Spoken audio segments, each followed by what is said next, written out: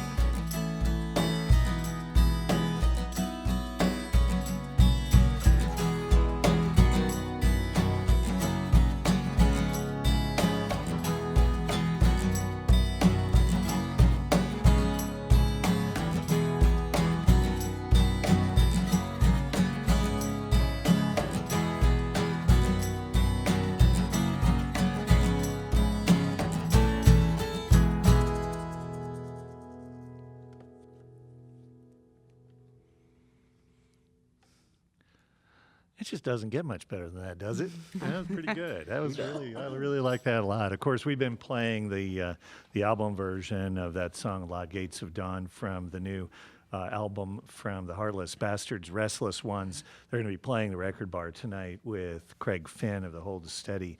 One last quick little thing about the lyrics. I read one little blurb that I thought was kind of interesting, that when you were writing the lyrics, you experimented with vowel and consonant sounds.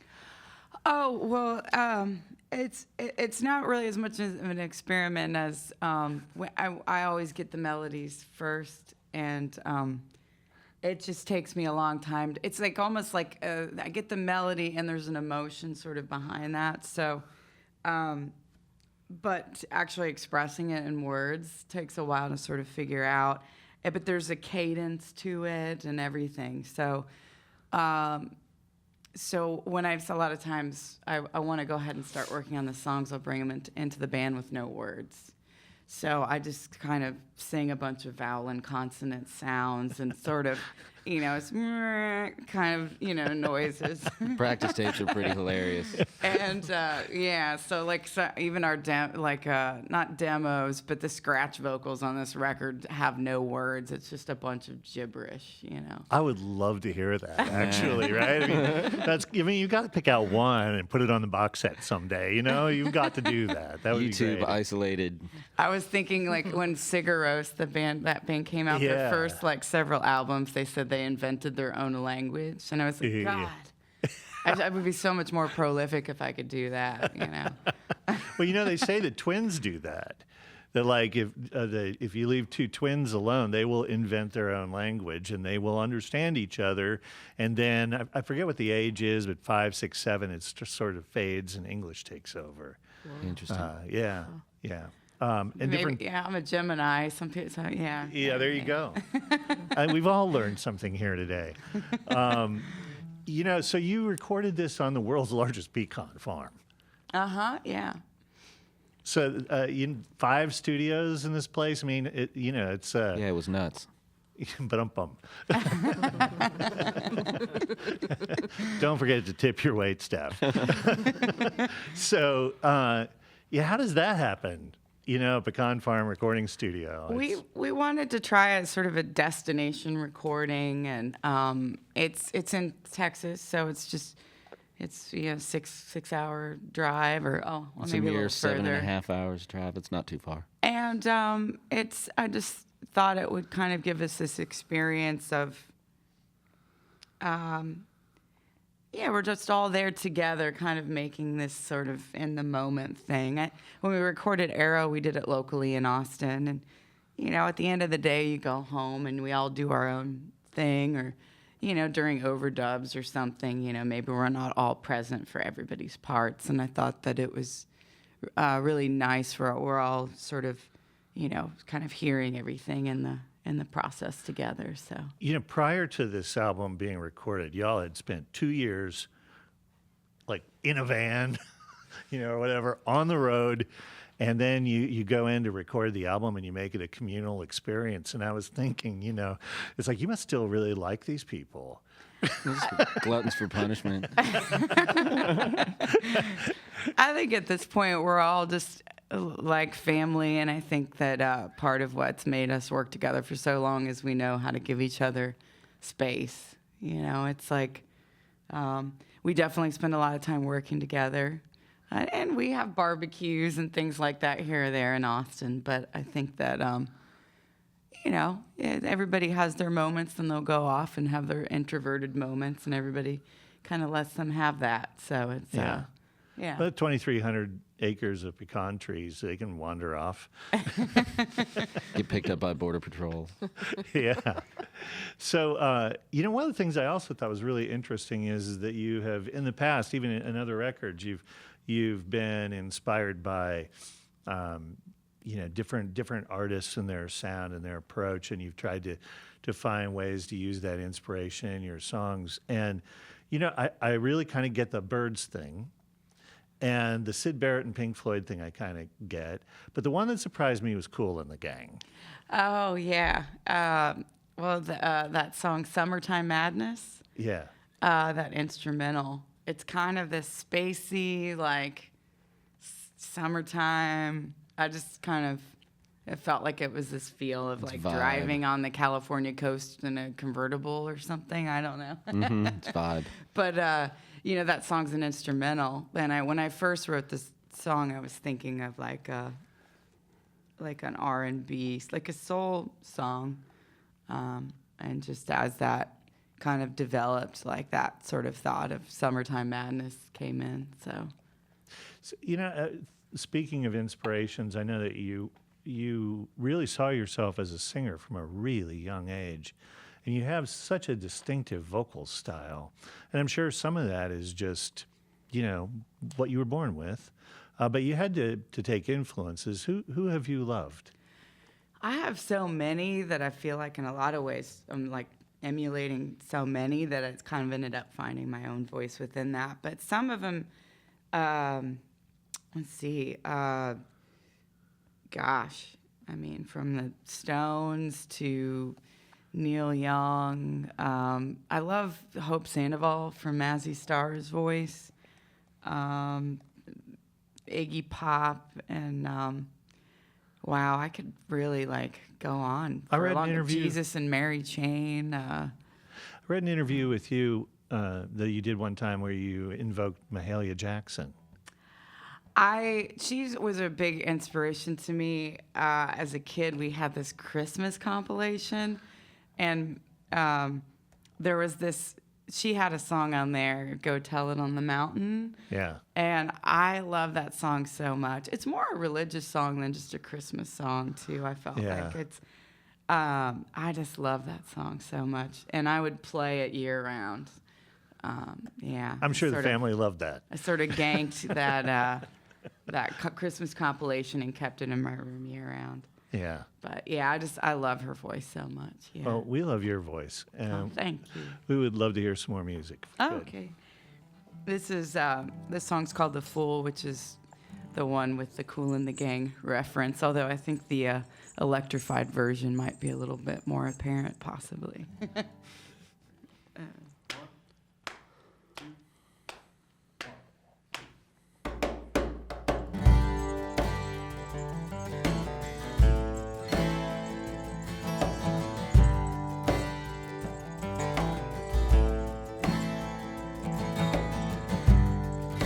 So much love to give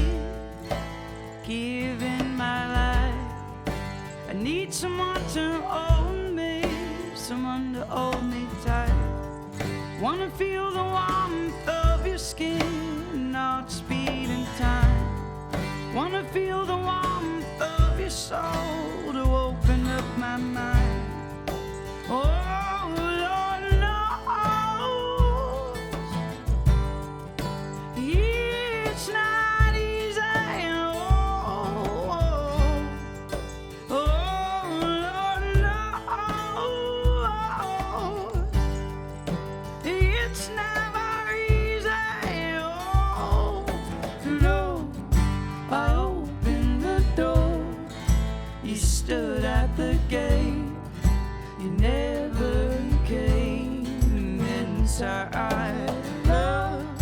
love is a game I don't know how to play. I'm the fool.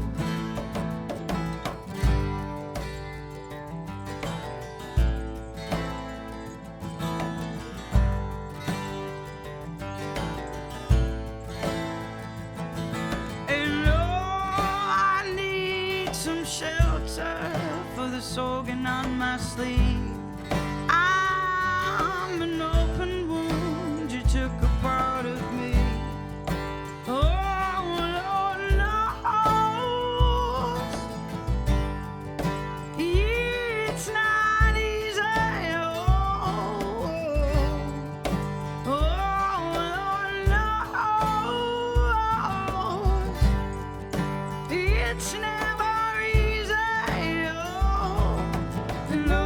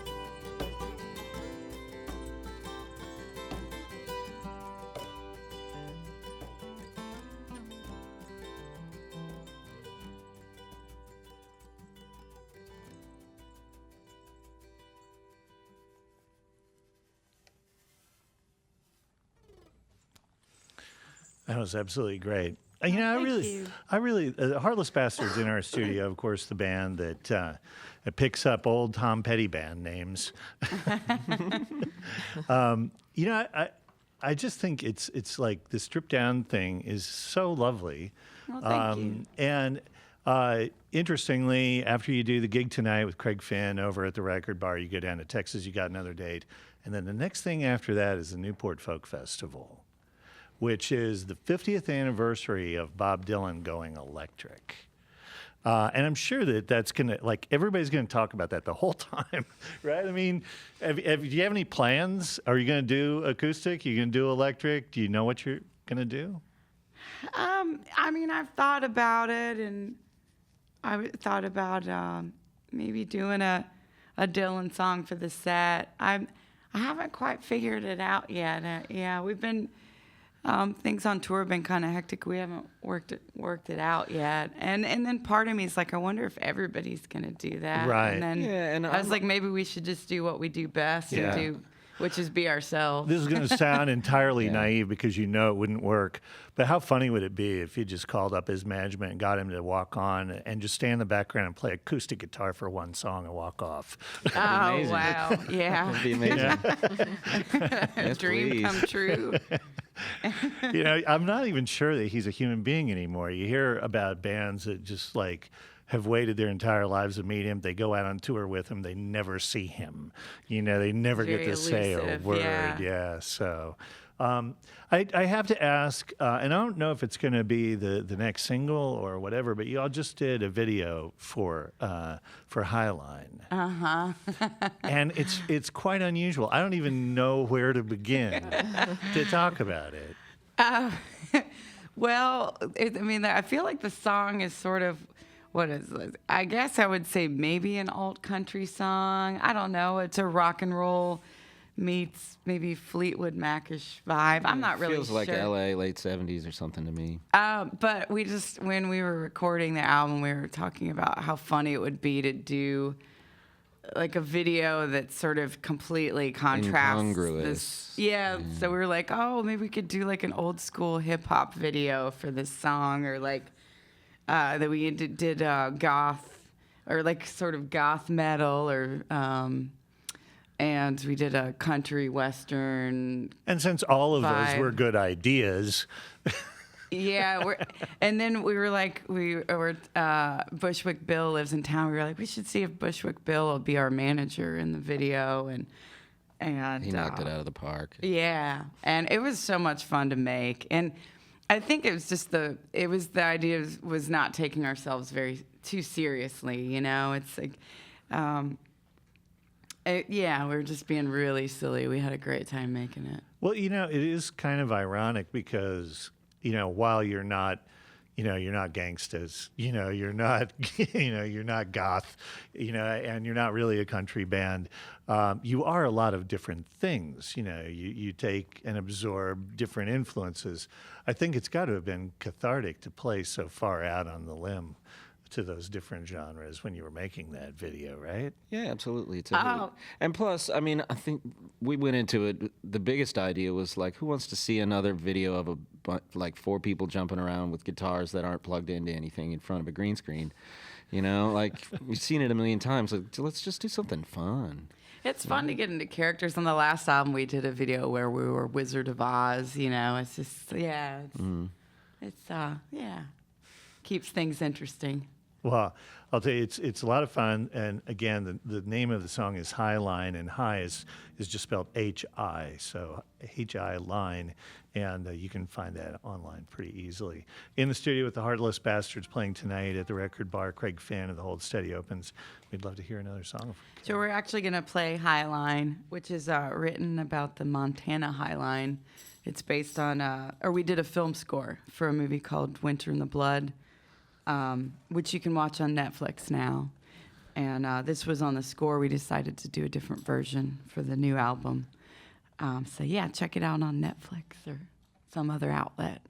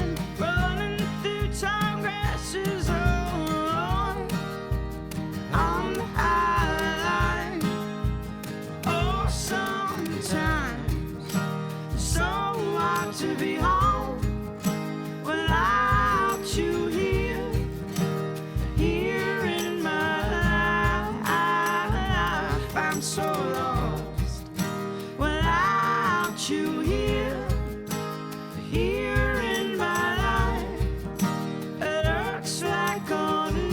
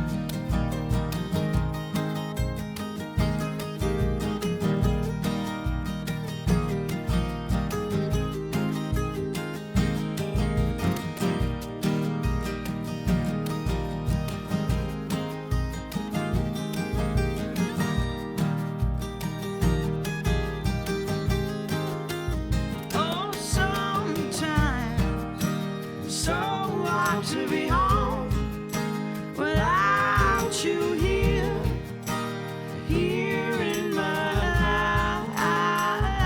I'm so lost without you here, here in my life. It hurts like all night.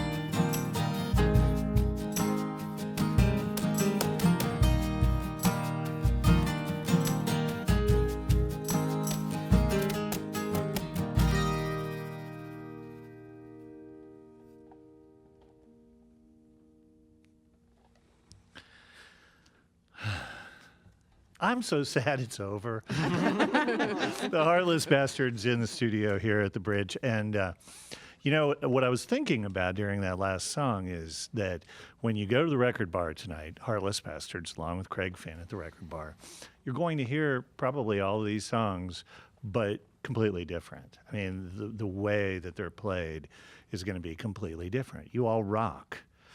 Thank you. You know, you really do rock. And I'd be really sad if somebody forced me to make a choice between versions, which is, I think, speaks to the quality of the musicianship and certainly the songwriting. Thanks so much for coming in and sharing. Thank you so much for having us. The new record is called Restless Ones, and you really should pick it up. It's on Partisan. It's their 5th record. They've really hit their stride, and you're going to continue to hear a lot more of the Heartless Bastards on the Bridge. Check them out tonight at the record bar with Craig Finn and the Hold Steady. Heartless Bastards, thanks so much. And welcome back to Kansas City. Welcome back to Gladstone. Thank you. Thanks for coming in. Heartless Bastards on the Bridge.